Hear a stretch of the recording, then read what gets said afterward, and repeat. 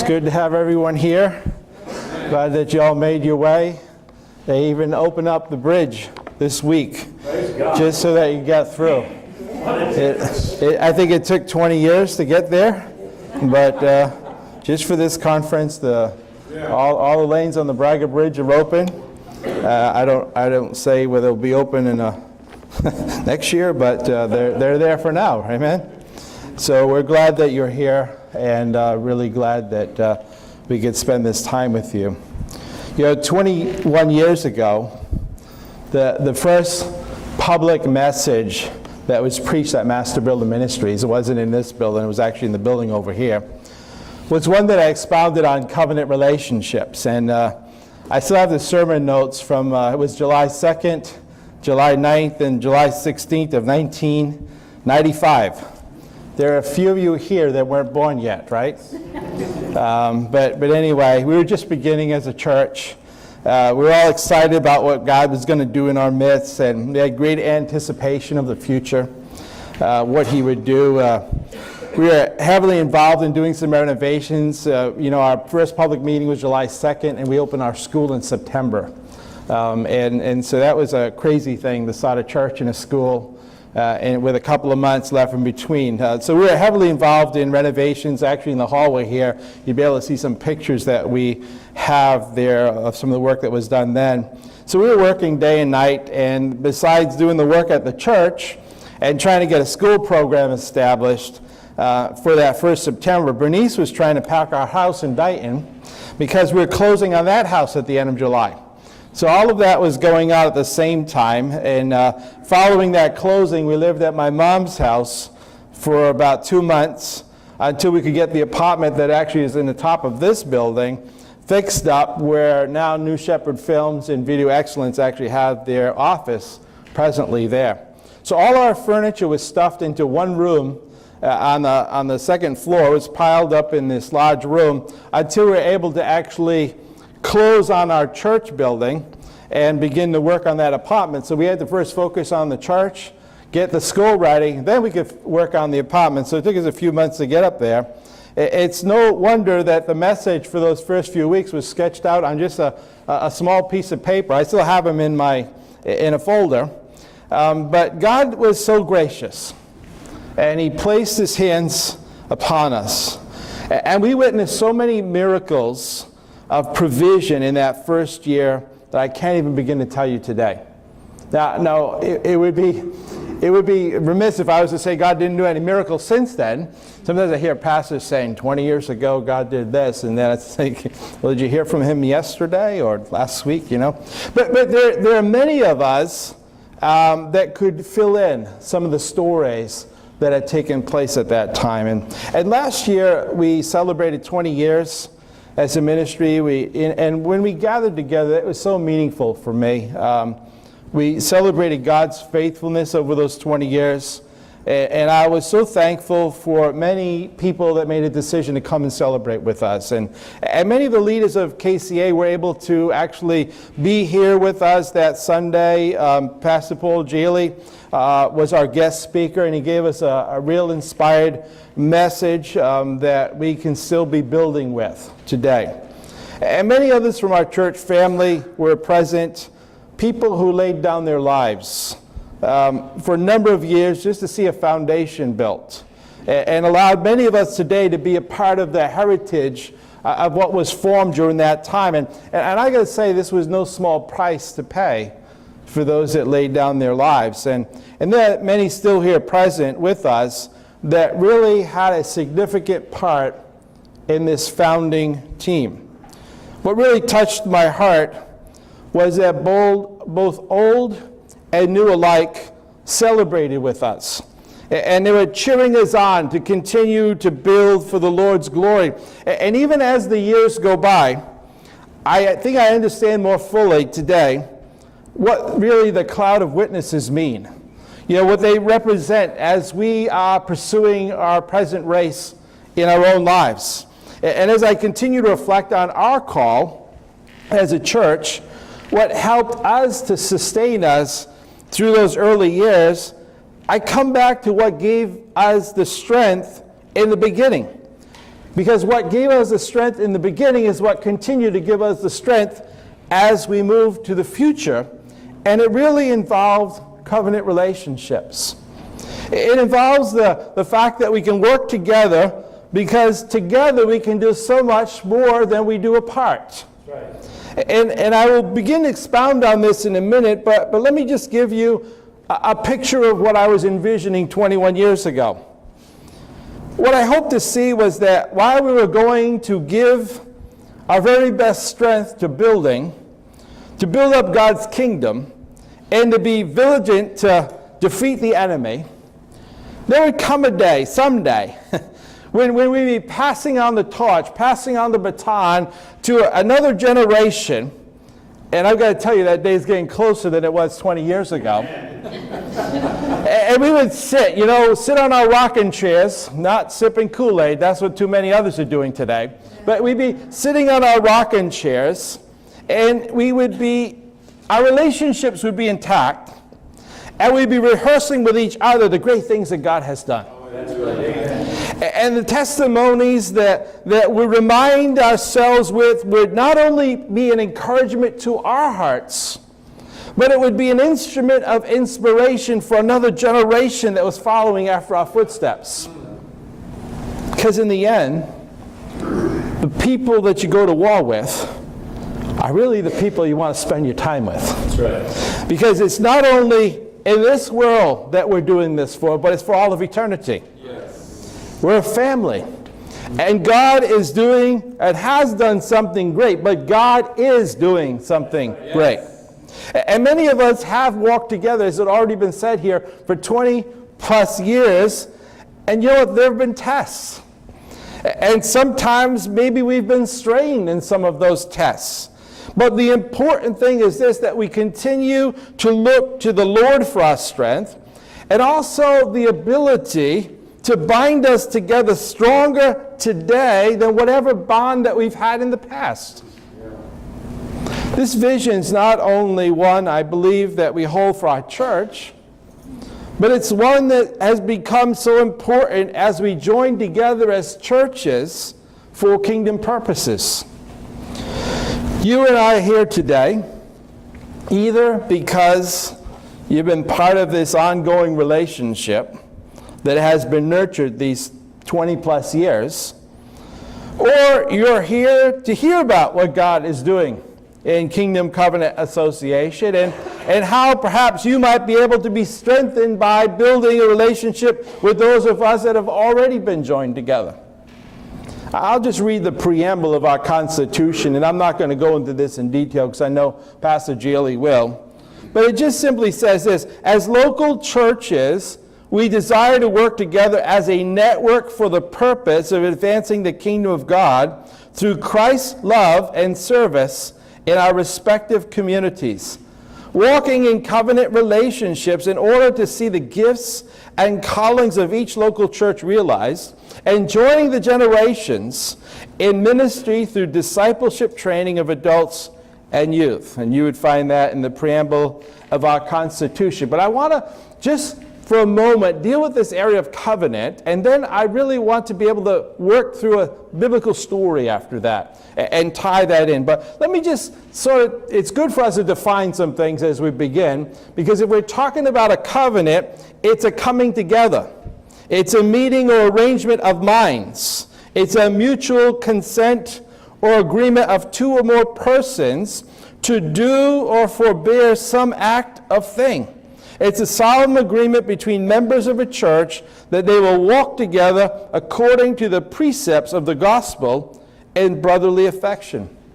Amos 3:3 says this: "Can two walk together except they be agreed?" There's a necessary component here for us to be able to understand conceptually something, for us to be able to walk together. Two words, I'll give you a Hebrew word and a Greek word. The Hebrew word for covenant means this: to cut, to separate, and it usually meaning throughout the Bible, it denotes a treaty, an alliance, a league, a constitution, ordinance, agreement, or a pledge. The Greek word means a covenant, testament, decree, contract, and compact. Now, I know you didn't come here to go to school tonight, but it's important, I think, that we begin to understand a little bit about this idea of covenant. We hear in the news all the time about, violations of constitutions. Well, there was a covenant that was made that was supposed to be followed, and if we don't follow that, then how can we walk in agreement? The internal property of covenant, and I know I'm talking to the choir here for a lot of people, but the idea of this is unity. And unity is the state of being one. It's a oneness or a unity as a thing undividing itself, but it's separate from every other thing. A concord, conjunction, agreement, uniformity. So in Christian theology, oneness of sentiment, affection, or behavior. So unity is a matter of the heart. It's an internal aspect that we come in agreement with. Psalm 133:1 says this, "Behold how good and pleasant it is for brethren to dwell together in unity." Now, that unity isn't a forced unity. It's a unity that comes because there's something internal that drives us to walk together. Well, externally, we also understand there's the idea of union. And union is when you join two or more things into one, forming a compound or a mixture. It's an agreement and a conjunction of the mind, the will, the affections or interests, the junction or united existence of spirit and matter as the union of a soul and a body, the states united. So when we're talking about these two things, there's something internal that happens, which is unity. Unity has to happen internally for there to be some kind of external union for us to do something together. And when we walk in this balance principle, we understand that any one of us to join with another for a very specific purpose needs to first obtain internal harmony on ideas, principles, and goals. Why would we write a constitution? Why would we put down the distinctives of what we would be? Well, because we can't just join something or join together unless there be some conceptual understanding of what it is we want to do, of what it is that we believe. There's a unity of heart and minds that occurs when we walk together in unity. That means that it affects our ideas. What's the basic philosophy of the things we believe? Well, principles. How are you going to go about doing what it is that you want to do? How many knows that the ends doesn't justify the means? Right. There's a certain way in which we have to do something. And then, as a result of those ideas and principles, then you establish goals, because now you say, well, what's the fruit? What's the outcome of us coming together? What kind of fruit? Why are we having this meeting anyway? Important for us to understand, right? We have to have an understanding why we're coming together before we can understand what are the principles they're going to share to know where we're going. So the general purpose of a covenant, and this is important. If you're married to somebody, this is important. The general purpose of a covenant is to provide a binding sense of a commitment to an interpersonal relationship. So many people are looking for frills. So many people are looking for joy. They're looking for intimacy. But they're trying to find this intimacy without a covenant. The intimacy comes as a result of the covenant. Once you've established a covenant, you can begin to build trust. You can begin to build all of these other things that are necessary. When you enter into a covenant, you're obligating yourself to a relationship. You're providing that relationship with a sense of security. You know, the Bible tells us in Ecclesiastes 3:5, there's a time to embrace and a time to refrain from embracing. There's a time when you can join. There's some times where you can't join.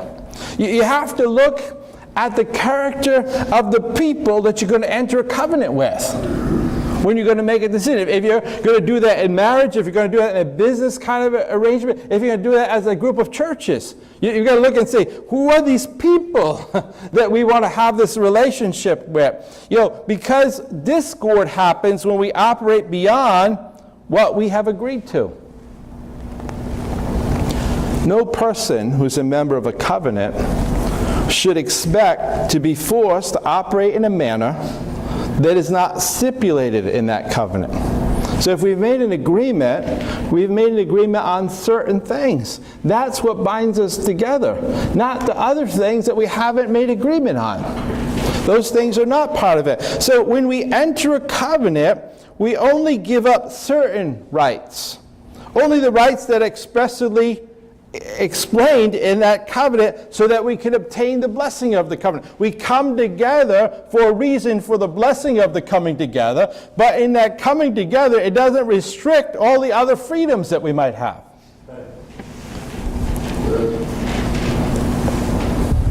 When an agreement is reached, we then must endeavor, as Ephesians 4:3 says, to keep the unity of the Spirit in the bond of peace. And that means that when you've made an agreement, when you've made a covenant, there comes from time to time a need to go back and rehearse that covenant. It goes back in time where you have to maybe renew the covenant. That you go back, and I remind every time we have an anniversary, what's that anniversary doing? It's reminding you of the covenant that you made.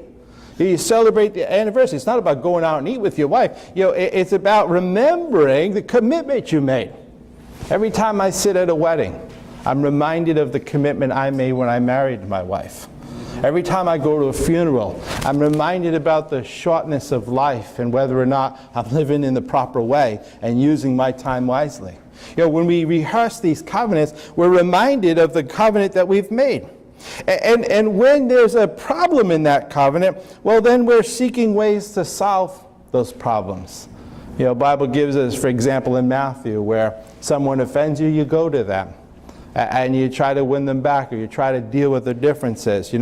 If you can't get through there, you bring another person. There's a way that these relationships are important, and if they're based on a covenant, you're going to follow God's covenant book to build and continue in the relationship. Covenant is the basis of any relationship. On top of covenant, you build commitment, and you build trust, and then you build intimacy, fulfillment, finally joy. People are trying to bypass the foundation to get to the end result. It doesn't happen. Now there's some external or extremes that we could say of covenant. For instance, disunity. And obviously we kind of understand that probably more than we understand unity, because it's discord. It's disagreement among people or things. It's differences of opinions. And boy, do we have a load of them today. Variance, opposition, contention, strife, any disagreement that produces anger, passions, contests, disputes, litigation, or war. And this is manifested when we join ourselves to a group without first obtaining internal unity. The unity of the heart, the unity of the mind, basic philosophy, what's methodology, the goals that we're setting. These are all necessary. If we don't set those, then we end up in disunity.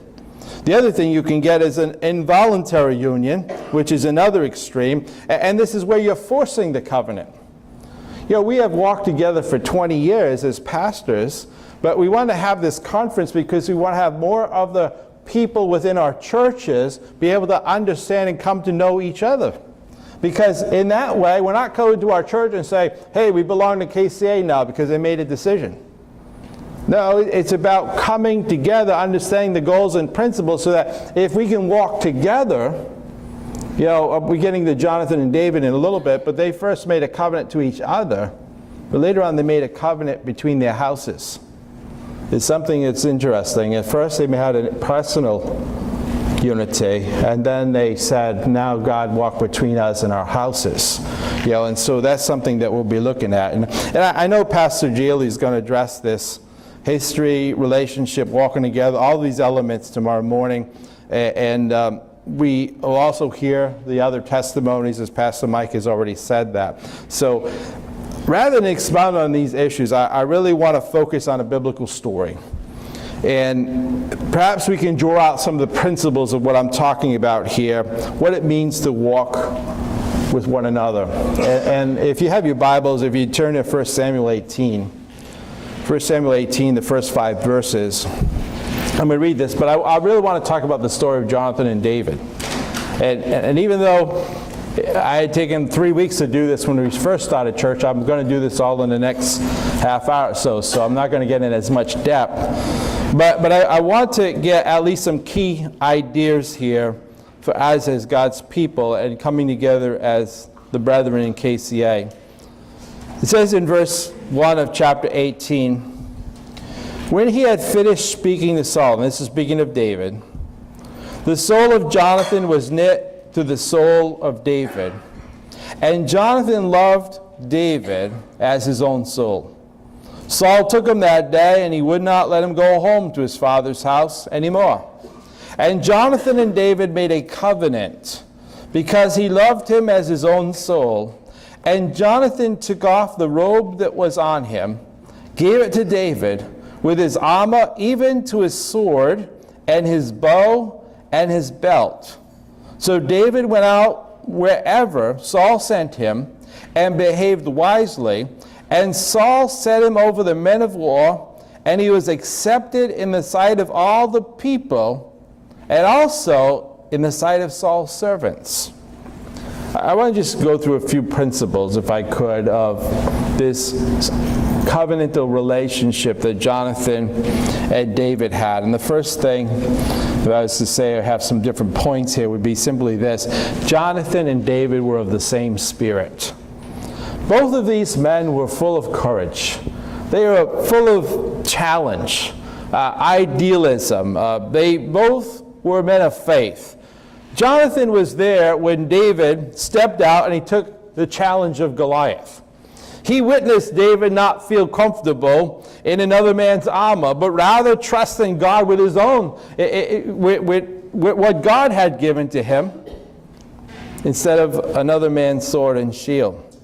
He watched David proclaim the greatness of God as opposed to the cursing and opposition of the enemy.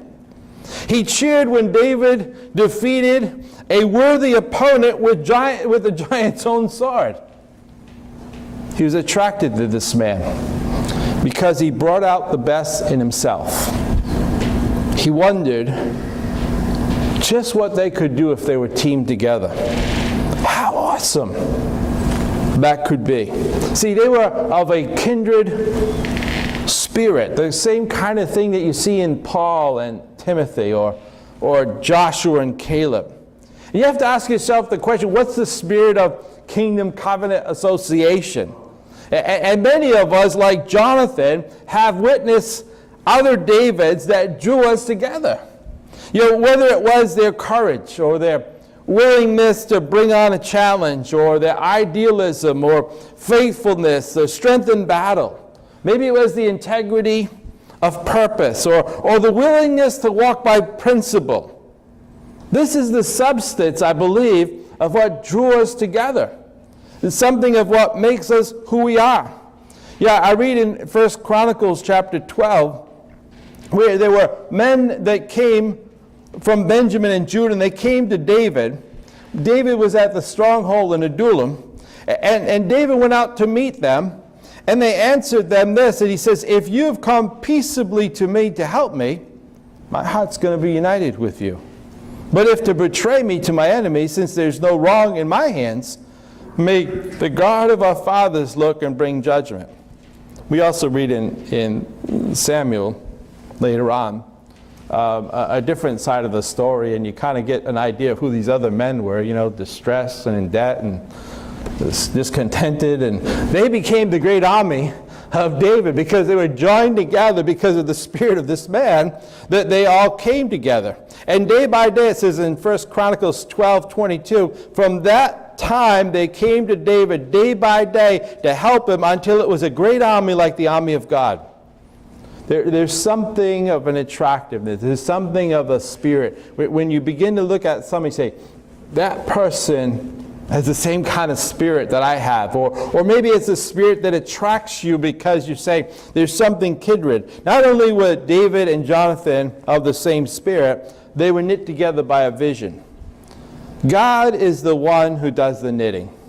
Yeah, we can't do that knitting.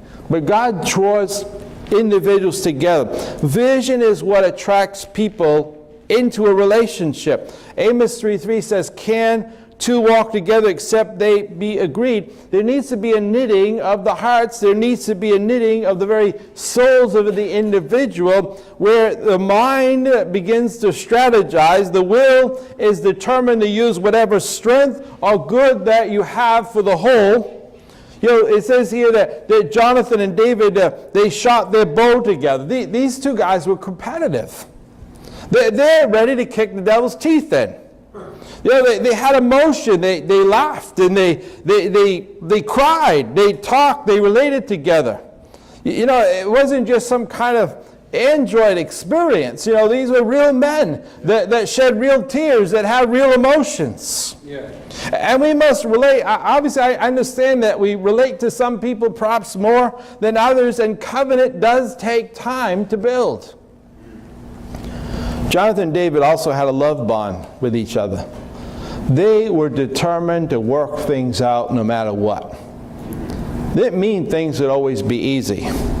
It doesn't mean there would be no obstacles. It didn't mean that they would never have to fight some kind of warfare. No matter what obstacle was before them, there's one thing that was clear. They had each other's back. Jonathan and David had a covenantal relationship. In other words, they made a conscious commitment to a covenant. They realized this: their destinies were at stake. They realized that they would be weaker if they walked separate. In a covenant, there's terms, there's the walking, there's a standing, there's the Lord between us. Oftentimes there's a meal in the midst of a covenant. There's words that are shed, there's blood that is shed, there's a seal that's an ongoing witness. Here we find Jonathan giving David his clothes, his armor, his bow, everything that he had. What's interesting is that when David fought Goliath, and Saul tried to give him his clothes and his armor, and David tested. He said, this hasn't been tested. I can't walk in another man's. But there was such a kindred spirit between Jonathan and David that David could receive what Jonathan was given to him because they were the same. Amen. Not only that, for Jonathan to give him the very things he gave him, he realized that he could elevate David, that he wasn't above David, but actually he served him. Jonathan and David, in chapter 19 of 1 Samuel, find a situation here. And Saul was okay with David till David started to be succeeding. David was simply behaving wisely and defeating the enemy. But it became an issue with Saul, and Saul kept trying to kill David.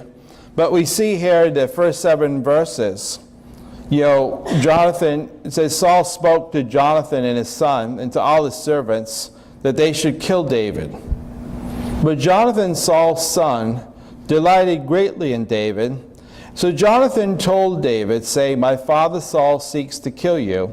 Therefore, please be on your guard until morning, and stay in a secret place and hide. And I will go out and stand beside my father in the field where you are. You can see him being as an intercessor, can't you? He was the one standing between.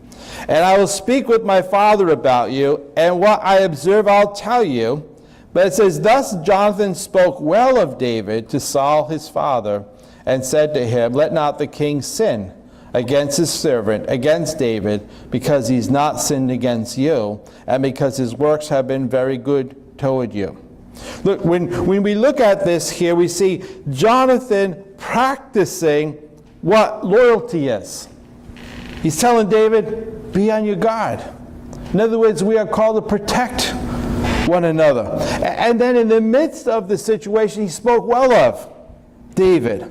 I mean, our words are powerful. That if we're going to be in covenant with each other, it's important we speak good words to others. That we're here to be fighting. As we see in chapter 20 after that, Jonathan and David's relationship is tested, but again, it's proven in adversity in the first 11 verses there.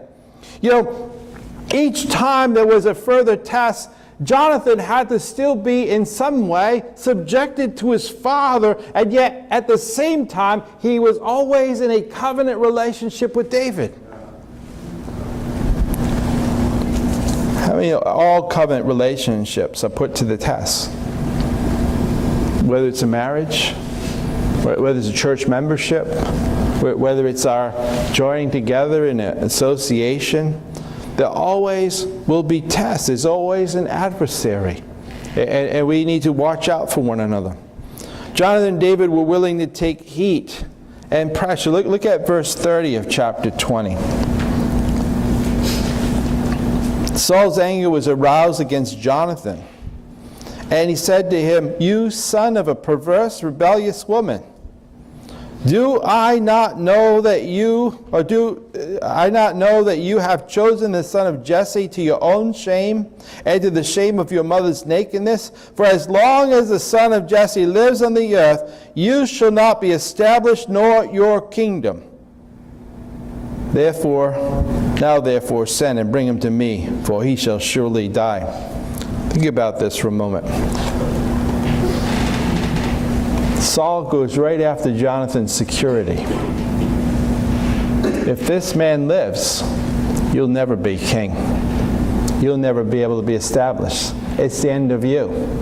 Unlike, remember, John the Baptist, who was able to say, "May he increase, I must decrease so that he might increase." Jonathan was of this nature. He was able to take the heat and the pressure. But Saul went after Jonathan's own security. What has he done? He even hurled a spear at him in verse 33. When you're in covenant with someone, you're going to take your brother's spears. In chapter 20, verse 41, we see Jonathan coming together with David. And here you can see there's an emotion to a covenant relationship. Knowing that the father, Saul, was still going to be after David. It says here, as soon as the lad had gone, David arose from a place toward the south, fell on his face to the ground, bowed down 3 times. They kissed one another. They wept together, but David more so. And Jonathan said to David, "Go in peace, since we have both sworn in the name of the Lord, saying, may the Lord be between you and me, and between your descendants and my descendants forever." So he arose and departed, and Jonathan went into the city. He come to a place of understanding that even though the two of them were joined in covenant, both of them had a different path that had to be walked out. You know, all of us have our own work to do within the communities that God has given to us. No one's saying that by joining together we're all the same. There was something very different. These two men were in covenant relationship, and yet David would have to be in the caves. And Jonathan would have to be by his father, and yet they could honor the covenant that they had one with each other. But they wept. They hung it all out. Yeah, I think the last thing any of us are looking for is a relationship where we can't be real with each other. Where we can't say that, hey, I'm struggling right now, or I need help, or that we can, Bible says to weep with those who weep and rejoice with those who rejoice. And, we're not looking for a plastic relationship where you enter some kind of meeting where we all have to somehow give some kind of report that's not real. These two men were able to be real with one another.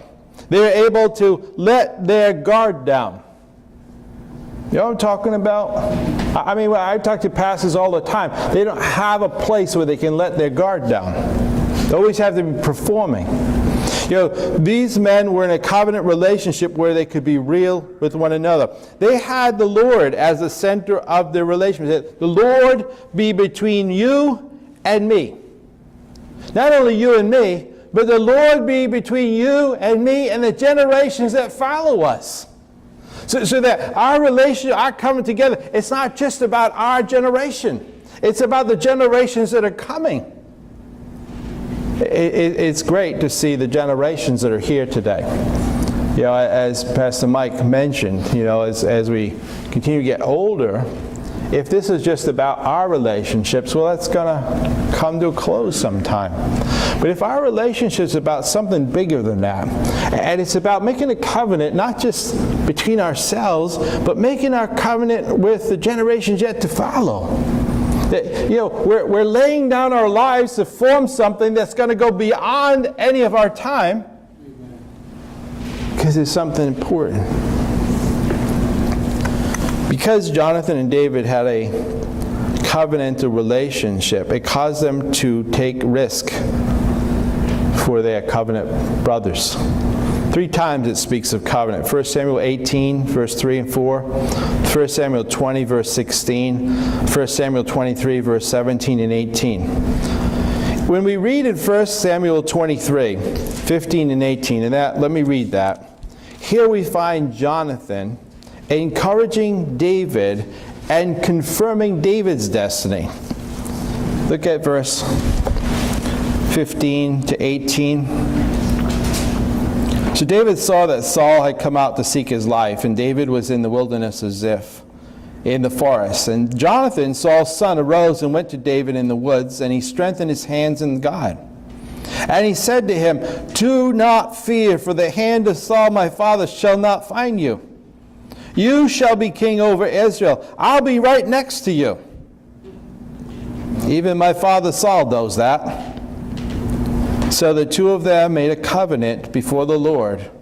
And David stayed in the woods. Now, I want you to think for this a minute. Jonathan's encouraging David in his destiny. Could it even be real? But Jonathan could be right there, right behind him. Jonathan understood how kings work. If his father's not king, he'll be king. He wouldn't just give up his own kingdom. I'm not saying he wouldn't give it up, but the reality is that somebody's going to die for David to be king. Here, Jonathan's encouraging David, look, the Lord has a destiny for you. You're going to make it. Look, I'll be right there with you.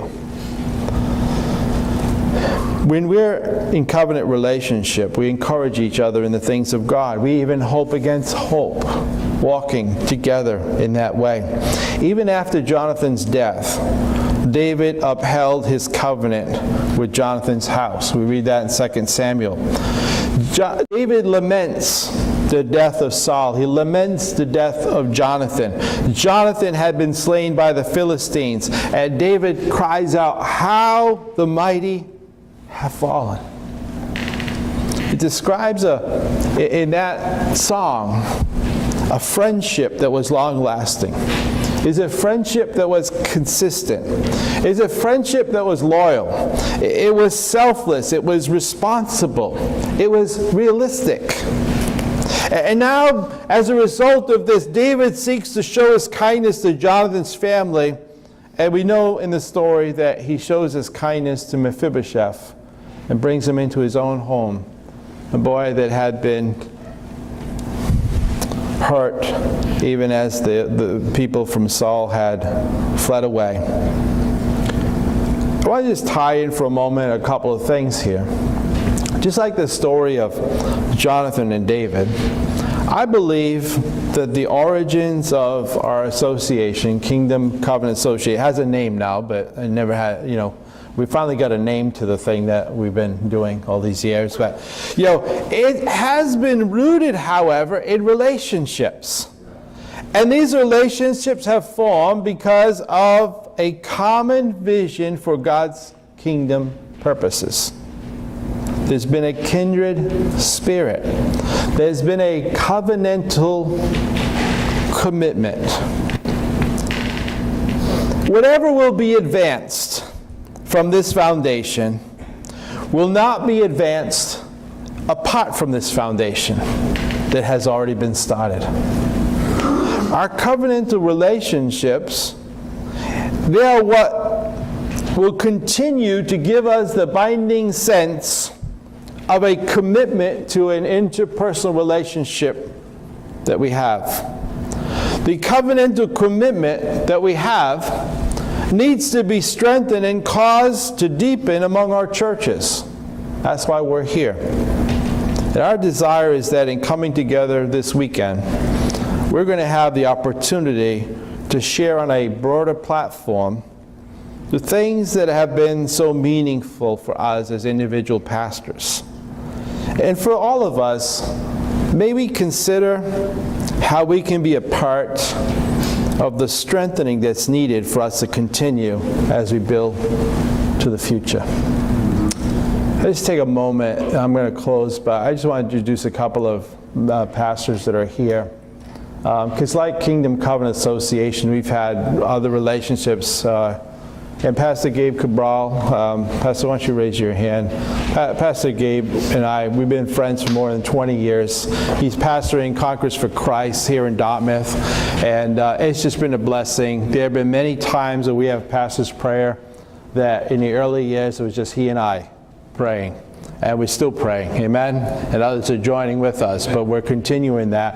And so when we're talking about Kingdom and Covenant, I realize that we all have other relationships, and we're building those relationships, and that's why we sort of invited to them. Pastor Sebastian, you can raise your hand. Pastor Sebastian has worked with as a missionary for actually the Baptist Convention, and has also worked under the Assembly of God.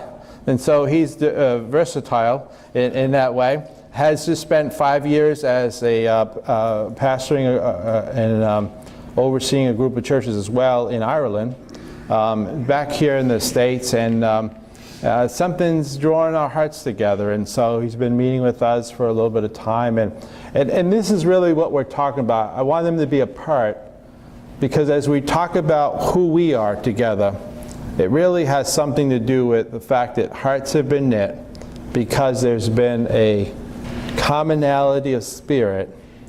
But it's not just spirit. There's a mind engagement. There are principles that we have come to walk in agreement with so that we can actually be a covenantal people.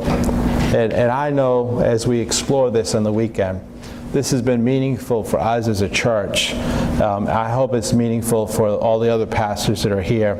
And I hope we'll be able to communicate this in a greater dimension as we continue. Pastor Mike.